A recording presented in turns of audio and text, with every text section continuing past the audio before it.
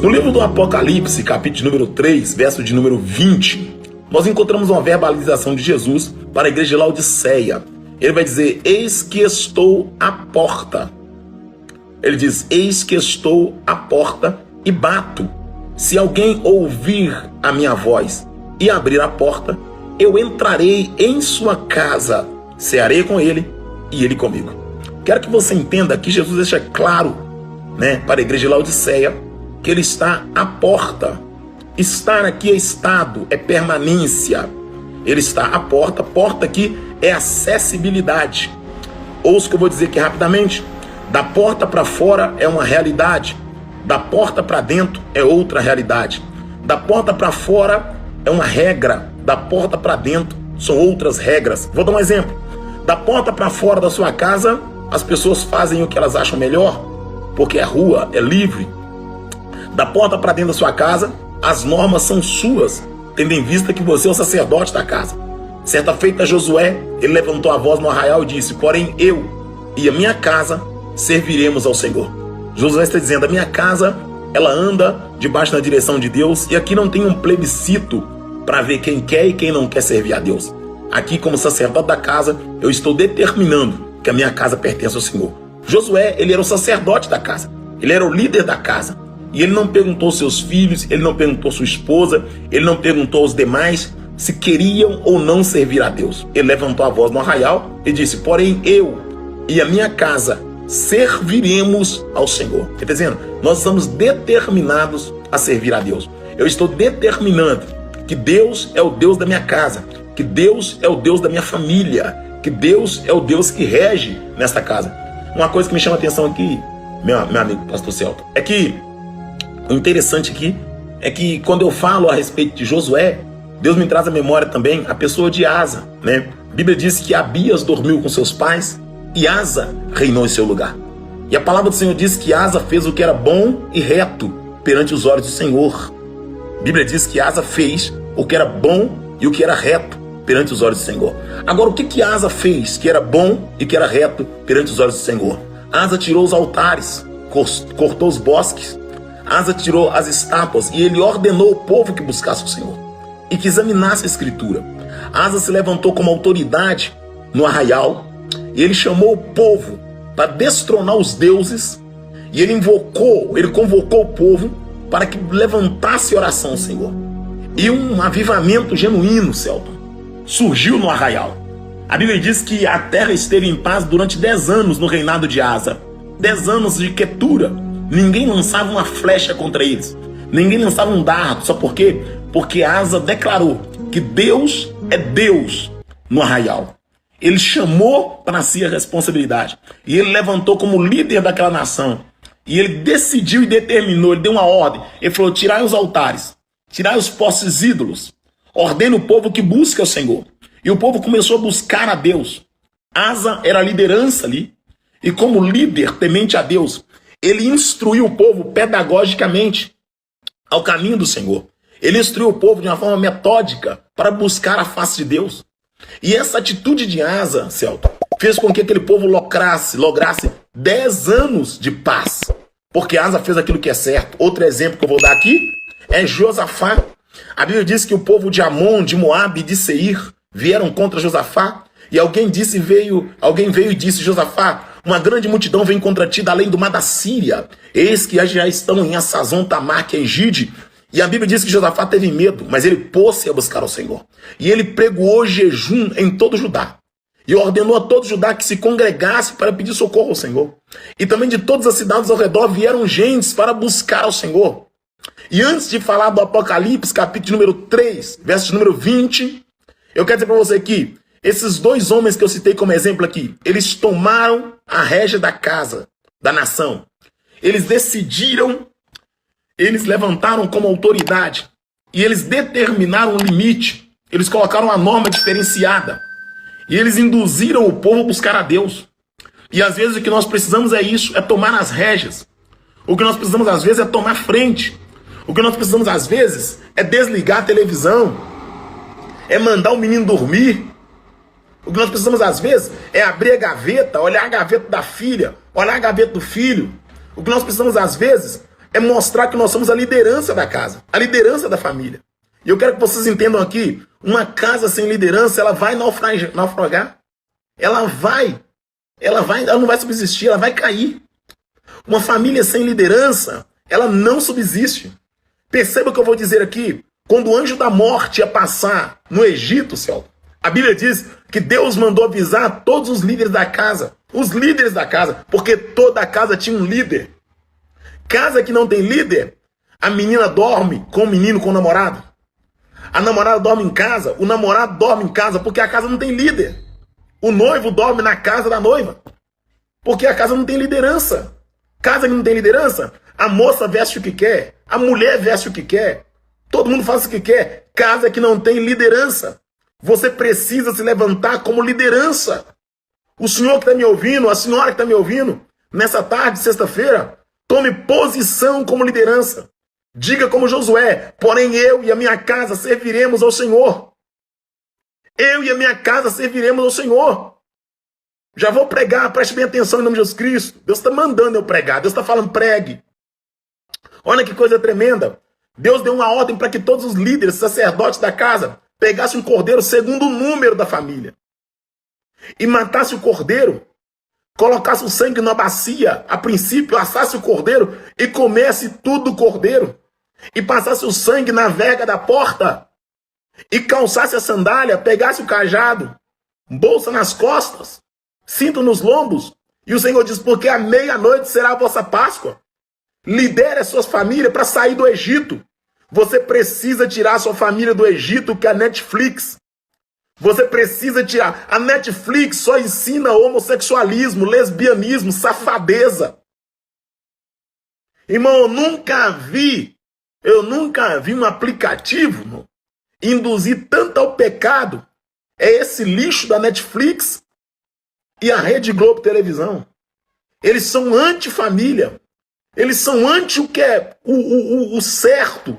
Eles são pró a perversidade, a safadeza, a pilantragem. Eles são a favor da sem-vergonhice. E nós precisamos nos levantar como líder e falar, o Egito nós vamos sair do Egito. E Páscoa é passagem, é saída do Egito rumo à terra da promessa. E nós temos que viver aqui num sentimento pascual. Nós temos que viver aqui, caminhando nessa terra, rumo à terra prometida, a nova Jerusalém, a Sião eterna, desejando ardentemente o retorno, o regresso de Cristo. Nós temos que estar aqui renunciando aquilo que não glorifica a Deus. E outra coisa, nós precisamos fazer como Noé. Nós precisamos ver a nossa casa dentro da arca. Nós precisamos lutar para a nossa casa entrar. Para mim, Noé foi um dos maiores pregadores. Porque ele conseguiu salvar sua família do dilúvio. Ele conseguiu colocar todo mundo dentro da arca. Um pregador tremendo é Noé. Por quê? Porque ele conseguiu persuadir. Ele trabalhou e convenceu a sua casa a entrar na arca. E eu quero que você entenda, o que convence as pessoas a largar o pecado é a verdade. Nós não podemos ser coniventes, nós não podemos ser complacentes, nós não podemos ser omissos, nós não podemos omitir a verdade, nós precisamos falar a verdade. A verdade às vezes dói porque afeta alguém da nossa casa, da nossa família, alguém que está conosco, mas tem que ser verdade, tem que ser dita. Não é porque alguém que eu amo muito está na prática do erro que eu vou omitir a verdade. Não é porque eu estou na prática do erro que eu vou omitir a verdade. Não, a verdade tem que ser dita. Ela tem que ser dita. Vamos lá. Em Apocalipse capítulo número 3, verso número 20, a carta à igreja de Laodiceia, Jesus vai dizer da seguinte maneira no verso 20. Eis que estou à porta. Eu falei que estar aqui é estado, é permanência. Ele não entrou ainda, está na porta. Olha que profundidade isso. Eis que estou à porta. Eu falei que da porta para fora é uma realidade. Da porta para fora, o mundo impera. Da porta para dentro, você tem que mandar. E outra coisa, Deus só vai entrar da porta para dentro se você, que é a autoridade da casa, deixa ele entrar. Então para com isso. Eu sou crente, mas minha filha gosta do funk pesadão. Ela gosta, mas a casa é sua. Eu sou crente, mas meu filho gosta de cerveja. Ele gosta, mas a casa é sua. Então não deixa. Começa a colocar limite. Ah, mas eu vou perder meu filho se eu não deixar ele tomar cerveja em casa. Então ele vai tomar cerveja em casa, vai desonrar a fé da senhora e vai continuar perdido. Porque tomando em casa, tomando na rua, ele é perdido. Agora, quando ele toma em casa, a senhora deixa, a senhora está sendo conivente com a prática pecaminosa dele. Ah, é melhor a minha filha dormir com o namorado em casa que dormir na rua. Não! Dormindo na rua, dormindo em casa, sua filha está prostituindo. Mas se ela dorme com o namorado em casa, a senhora está dando ninho para cobra. A senhora está chocando as pirches. Está chocando escorpião. Você está entendendo? A senhora não pode ser conivente. A senhora não deve ser conivente. O senhor não deve ser conivente. Você não pode ser complacente. Ah, mas meu filho está envolvido com mulherada, gosta do funk pesadão, aquelas músicas profanas, músicas imundas. Que ele ouça na rua, que ele ouça onde ele quiser, a casa da senhora, a casa do Senhor. Josué disse, porém eu e a minha casa serviremos ao Senhor. Agora, para mim terminar essa live rápida aqui em nome de Jesus Cristo, em Apocalipse capítulo 3, verso 20, está escrito assim, eis que estou à porta e bato, se alguém ouvir a minha voz e abrir a porta, entrarei em sua casa. Está dizendo, a casa é sua, eu só entro se você deixar. A casa é sua, eu só entro se você deixar. Se você não deixar, eu não entro. É isso que eu estou dizendo. A casa é sua, eu só vou entrar se você deixar. Eis que estou à porta e bato. Se alguém ouvir a minha voz e abrir a porta, eu entrarei em sua casa. Peraí, quando Jesus entra na casa, ele entra, se Jesus entrou, aquilo que é profano tem que sair. Se Jesus entrou na casa, aquilo que é imundo tem que sair. Se Jesus entrou na casa, aquilo que não glorifica o nome dele tem que sair. Tá entendendo? Não tem como Jesus, que é o sol da justiça, entrar e a sua casa continuar em trevas. Você que diz que é crente e vive na pornografia, você está em trevas.